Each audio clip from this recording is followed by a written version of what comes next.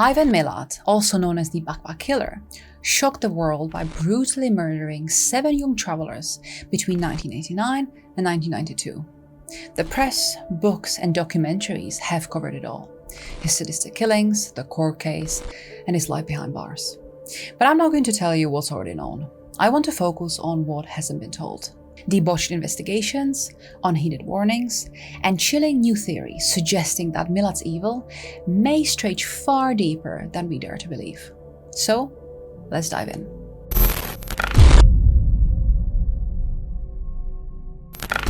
Born in 1944 in Sydney, Ivan was the 5th of 14 children in this chaotic, controlling household. His parents were Croatian immigrants, but it was really his father who ruled the family with fists and fear. The Milat home was a pressure cooker of poverty and dysfunction, exactly the kind of place where secrets and resentments grow deep roots. After dropping out of school at 15, Ivan began collecting offences like badges. But the trouble went deeper than theft. He was known to carry knives, to intimidate. A girl he dated said that he once boasted around how easy it would be to make someone disappear. He got a job with the New South Wales Department of Main Roads, and his job gave him access to isolated area all across the state. In 1984, he married a woman named Karen, but he quickly became possessive and violent. He beat her, controlled her, and so after 4 years, she finally fled. And it was then that Ivan, who was increasingly alone, began to act on his fantasies that he had harbored for years. By the late 1980s and early 90s, backpacking through Australia was almost a rite of passage. Tourists as well as the locals hitched rides along the Hume Highway, and Ivan knew that road better than most. He knew who was vulnerable, who was easy to isolate. He knew how to hide a body so well that for years, nobody even suspected the murder. His victims were all young. The murder methods varied: stabbing, shooting, bludgeoning, even decapitation. But the patterns, they were there. Victims were restrained. Personal items were taken. In several cases, the clothing or backpacks were found far from the bodies, suggesting Milat tried to confuse the police or relish the game of deception. The confirmed list of his victims began in December 1989 with 2 Australian teenagers, James Gibson and Deborah Everest. They vanished while hitchhiking to a festival, and their bodies weren't discovered until 1993 in the Belanglo State Forest. James had been stabbed, his spine severed. Deborah was bludgeoned.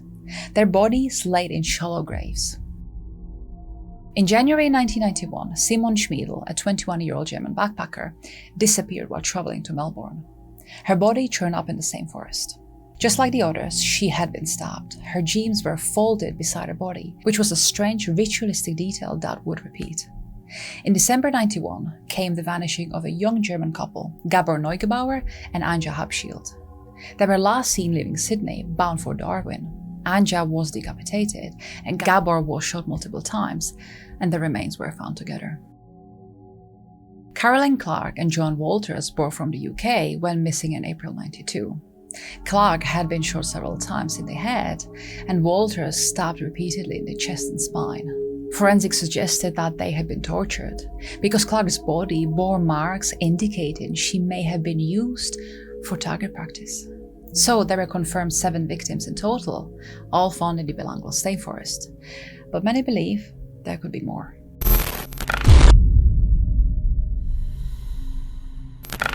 In 1990, British backpacker Paul Onions fled for his life along a highway south of Sydney. He had just escaped from a man who offered him a ride, then pulled a gun and attempted to tie him up. Onions reported an assault to Borough Police, but the note was filed away because it didn't seem to be connected to any of the crimes they knew about. And so it stayed like that for years. Detective Paul Gordon discovered that forgotten file in 1993, hidden in plain sight. He later told journalists that this was a bombshell. It described the same man they were looking for. Bill, driving a silver Nissan Patrol, armed and controlling. The suspect's sketch looks strikingly like Milat.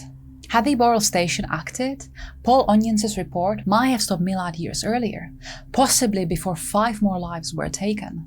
Now, what's even more haunting is that the fact that the Gordon's internal resistance almost derailed this lead once again. He admitted that they almost didn't reopen it, and so politics and red tape nearly let the killer go free a second time.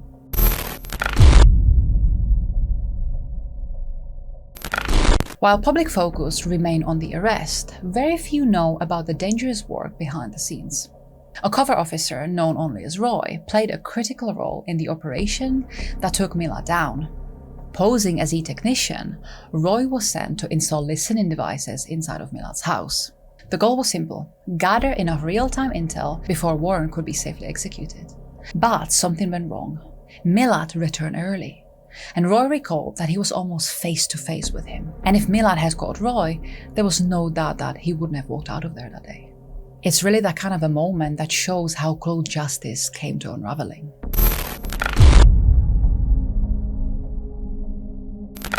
Criminologist Amanda Howard has spent decades analyzing criminal minds.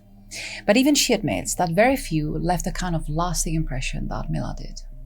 For 20 years, she corresponded with him, exchanging letters that revealed glimpses of this cold, narcissistic, and manipulative psyche. She also found out that if you now hit that subscribe button, it would make you less likely to ever be targeted by a serial killer. So, are you really willing to risk that? Howard said that Milat never admitted any guilt, but that he wanted to control the narrative instead. Milat played games in his writing, hinting at more knowledge and even more victims. Now, he denied everything publicly, but was oddly fascinated by how people viewed him. There was this one particular line that really chilled her. People only know what I let them know. Through these letters, Howard began to suspect that Milat might have killed more than 7 people that he was convicted of, and that his unforgivable journey had likely begun long before the 1989.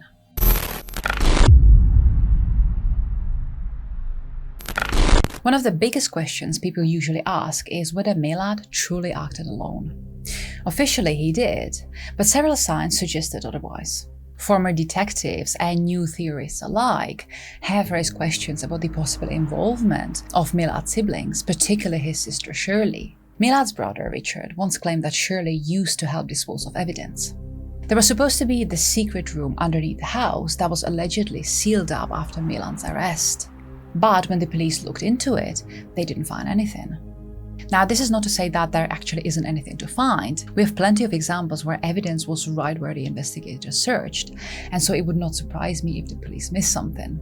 What is also interesting is that, albeit Milat being lonely, none of his victims were sexually assaulted. Instead, the murder seemed to serve an expression of control and power. It was rather detached and emotionless.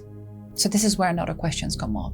Could that simply imply the involvement of someone helping Milat, or even witness the killings? Especially if this was his sister, chances are that Milat would actually not want to sexually assault his victims right in front of her, so this would make sense. And even Paul Onions reported seeing a second person briefly at Milat's home after his escape, which is a detail often brushed aside.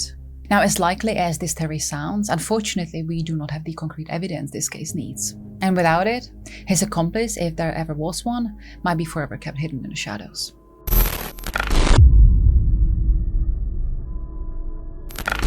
Over the years, there have been other cases, other unsolved disappearances, that are eerily in close proximity to Milat's hunting grounds. The Wanda Beach murders in 1965 remain as one of Australia's most harrowing unsolved cases, and one that many believe Milat had a direct involvement in. 2 teenage girls, Christine Sharrock and Marianne Schmidt, were found brutally slain in the sand dunes, but the killer was never officially found. In 2020, new attention turned towards Milat, and at the time of the killings he was 20 years old, living nearby and known to carry knives. In a stunning twist, journalist Caroline Overington uncovered archived police documents where Milat was questioned in regards to this case, but he was dismissed at the time. What's more, the modus operandi, binding, stabbing and leaving bodies posed, mirrored his later patterns. Some criminologists now believe that Milat's known murders might have been just the tip of the deeper, longer iceberg of violence. And if this is true, the official tally of 7 victims might only be a fraction of the truth.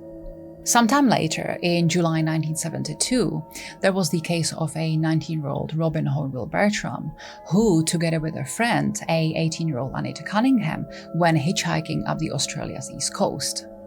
They both vanished, and while Anita's body had never been found, Robin's skeleton remains were discovered under a bridge along the Flinders Highway.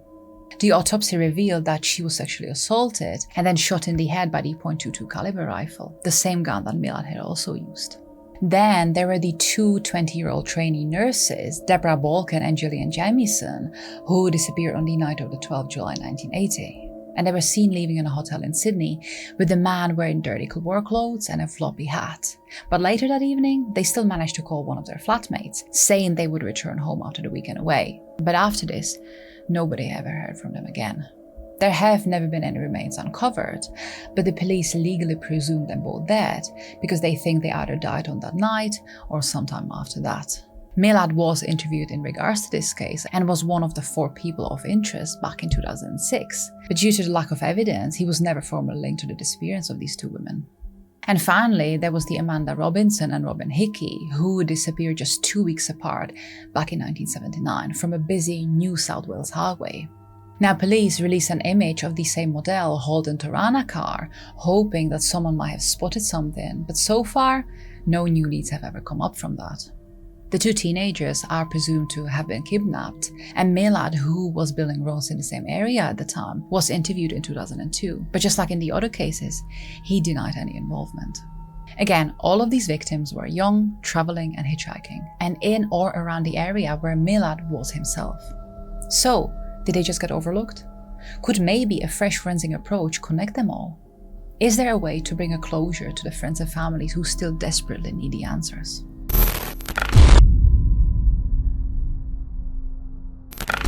Milat was eventually arrested in 1994 after police searched his house and found it to be full of evidence. There was camping gear that didn't belong to him, clothing from the missing persons, weapons, and a .22 caliber rifle linked to several of the murders. His trial was long, but not once did he show any remorse. And finally, in 1996, he was convicted of 7 murders and sentenced to life in prison without parole. He died in prison in 2019, never confessing to a single killing.